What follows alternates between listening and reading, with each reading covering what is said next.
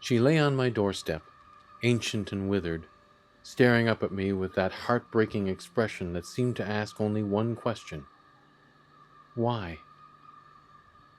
She gave me that look before, long ago, almost beyond the limits of my memory. I'd almost forgotten. I wish I had forgotten, or at least not come back to this place.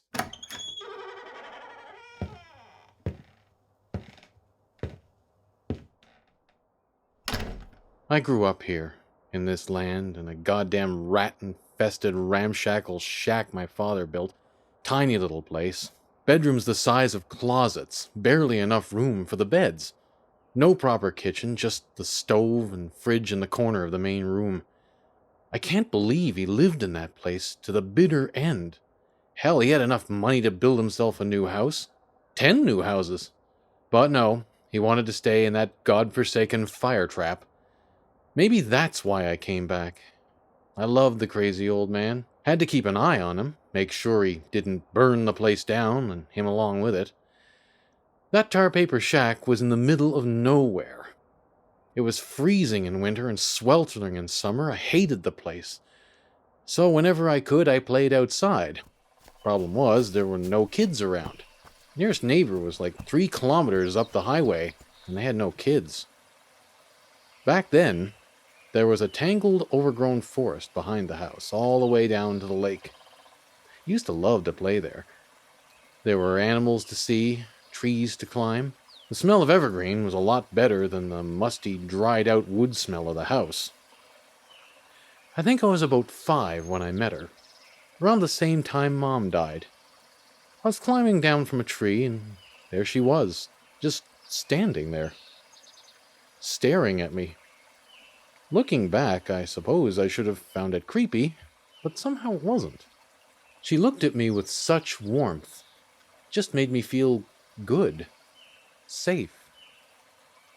She had long, thick, red hair all the way down her back, almost to her waist. That was the first thing I noticed. I'd never seen anyone with such long, beautiful hair, and it smelled absolutely wonderful, like fresh berries. Her eyes were bright green, brighter than any eyes I'd ever seen. I couldn't decide if she was an adult or a kid. She was about my 5-year-old height, and she had a lumpy chest like Mom's. Finally, she said, "Hi," in a thin, soothing voice. "Hi," I said back, not sure what else to say. "My name's Asiza," she said. "What's yours?" "Robert." "Nice to meet you, Robert. What are you doing out here by yourself?" "Playing." I wasn't much of a conversationalist back then. "Can I play with you?" she asked. "Sure. Want a race?" She smiled wryly. "Wouldn't be fair. You're too slow." "How do you know?" "I know." "Oh, yeah?" I started running, figuring I'd leave my new friend in the dust. I turned to see her running beside me. Easily. She smiled, then dashed ahead effortlessly, dancing and jumping around the trees like an Olympic hurdle jumper. There was no way I was catching her. I just stopped and stared, not believing my eyes. She looked back, saw I wasn't following, and stopped. "Come on," she called to me. I wasn't supposed to follow strangers. I knew that. But there was just something about her. I had to follow. She took me to the middle of the forest, that sweet spot where you couldn't see either the house or the lake through the trees. She started climbing a tree. It was obvious this was something she did regularly. She was so sure-footed. She looked down at me. "Come on!" It took me a little longer than her, but I finally managed to climb up to where she was taking me. It was the most amazing thing I'd ever seen. The branches of the trees were tangled together in such a way as to create a sort of bowl shape, almost like a huge nest. They were woven so tightly together that you could walk out on them as if they were a floor of a house, with no fear of falling through to the forest far below. The view was awesome. From up there, I could see the neighbor's house way off in the distance, see the sun glint off the entire lake, even see my house and the highway we lived on, winding through the hills. A flock of birds flew over my head, calling to each other into the wild blue of the sky. I felt free in a way I never had before. "What do you think?" Asiza asked. "Awesome!" My little boy brain didn't have any other word for it. "This is my place," Asiza explained. "If you ever want to play, this is where you can find me. But you have to promise me something." "What?" "You can't tell anybody about me." "Why not?" "No one can see me. I'm a fairy." "A what?" "A fairy. See?" She pulled back her thick red hair, for the first time revealing that she had pointed ears. "What happened to your ears?" I asked. "I told you, I'm a fairy. We all have pointed ears." "Where do you come from?" "Here." "Where's your house?" She gestures to the nest. "I live here." "Where are your mom and dad?" "All around us." "What do you mean?" "This forest created me, like your father and mother created you." "Why can't anyone else see you?" "Humans can't see me, except children." I was 5 years old. It didn't occur to me that this was in any way strange. I just thought this was the coolest friend ever. "Want to play hide and seek?" "You hide first." "Okay." From that day on, I went to her nest to play almost every day. She was always there and always happy to see me.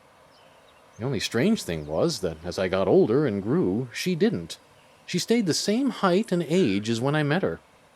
But I didn't care. I was just happy whenever I was with her. She taught me all about the trees and what things in the forest were safe to eat. We'd race and play hide and seek. But she was more than just a playmate. I told her all of my secrets, all of my troubles. I told her about my father living in that terrible little house, my mother dying in a car accident. Told her about school, the mean teachers, the bullies. How I never had any friends over to play because I lived in the middle of nowhere, the mountain of homework I'd come home with every night. How close I was to totally flunking math. Whenever I was angry or scared or frustrated or sad, I always knew I could talk to Asiza and that I could trust her to always be there for me. That all changed one Christmas. I was 10. By this time, a few new houses have been built along the highway. The Stewart family moved in not 5 minutes' walk away. They invited us and those other neighbors up the road to a housewarming and Christmas tree decorating party. They had 2 boys, John and Randall, and they were pretty cool. They had all the cool toys, the stuff I never had because there was no room in my tiny shack of a house. Finally, kids who lived nearby I could play with. I decided not to tell them about Asiza, not until I got to know them a little. While we were decorating their tree, I realized how awesome it smelled in the house. My father always had an artificial tree, but after smelling that, I talked him into getting a real one that year. We went out to the forest, took an hour to find the perfect tree, then finally cut it down, took it home, set it up, and decorated it. It was so much more fun decorating the real thing, and finally the house smelled like the forest I loved so much instead of that tired, musty smell. The next day, I went into the forest to find Asiza, but she wasn't in her nest. I searched the forest all afternoon, but couldn't find her. I was starting to get worried until finally I heard, faintly, the sound of weeping. I followed it. There was Asiza, lying on the ground, sobbing, next to the stump where we had cut down the tree. "What's wrong?" I asked her, putting a hand on her shoulder. She shrugged me off, jumped to her feet, turned and looked at me, furious, hurt. "How could you?" She glared at me for a moment, then turned and dashed off into the forest, sobbing.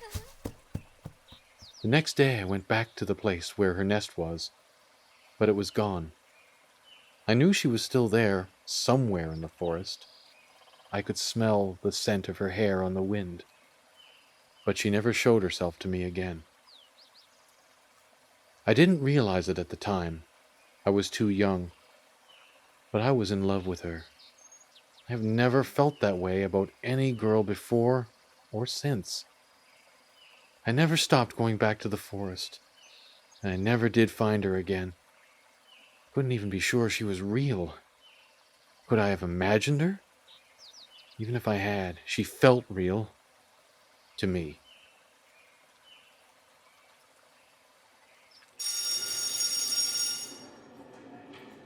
Finally, when I finished high school, I couldn't wait to go off to university. It was just too painful seeing that forest, catching her scent on the wind. While I was away, Asiza was all I could think about. I've always been a good student, but for the first time I was flunking everything. I couldn't concentrate. After 6 months, it was clear I wasn't going to make it through the semester. I quit and came home, much to my father's disappointment. I couldn't bear to live in that house, look at that forest, but neither could I bear to leave the forest behind. I had to keep searching. So I moved into an apartment in town, got a boring office job, and every night I'd drive out to the country to see my father and search the forest behind the house for my beloved Asiza. I was lonely. I tried hanging out with the Stewart boys, but I guess we just kind of drifted apart. Or maybe Asiza was consuming too much of my heart. I had no room for anyone else. My father passed away 2 years ago, leaving me the money, the land, everything. Using my inheritance, I tore down the old ramshackle one-room house and built a beautiful new house in its place. The only problem was the view. The forest. It was too painful for me to see it out my window every day, reminding me of my lost love. So I had the forest cleared.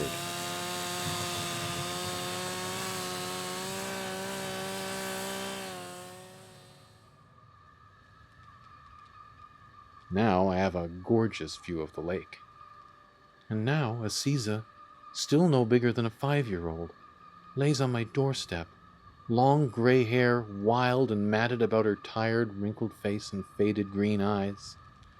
Weeping, I pick her up and hold her close, smelling the amazing scent of her hair once again, and all the memories, all the love come flooding back. Asiza, Asiza, where have you been? She looks at me, whispering weakly. I have been here. I've always been here. I can never leave the forest. I don't understand. She looks at me, tears in her eyes. I told you. The forest created me.